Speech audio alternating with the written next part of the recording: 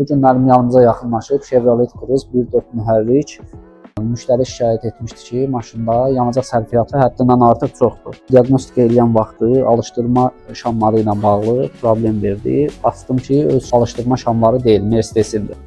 Bunları orijinal Aktelco firması ilə əvəz olunacaq və müştəriyə təhvil veriləcək.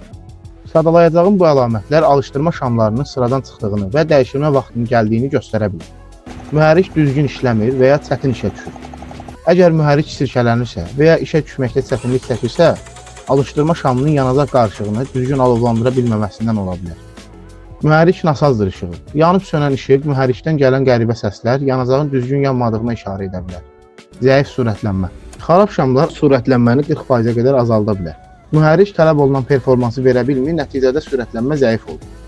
Yanacaq sərfiyyatı. Normadan artıq yanacaq yandırırsansa və ya qara tüstü görürsənsə, şamların düzgün işləməməsindən qaynaqlana bilər. Detonasiya. Şam qığılcım vermir və yanacaq oksigen qarışığı yüksək təzyiqdə öz-özünə partlayır. Əgər taqqıltı səsi eşidirsənsə, dərhal mühərriki yoxla. Səs boğucuda alovlanma. Egzozda səs-küy və ya partlayışlar xarab şamın qarışığı yandırmadığından yanacağın işlənmiş qaza çatması deməkdir. Bu əlamətlərdən hər hansı biri mövcuddursa, servisə yaxınlaşmağını məsləhətdir. Hər birinizin yolunu 575 avtoservisə gözləyirik. Daha çox avtomobil məsləhətləri üçün izləmədə qal.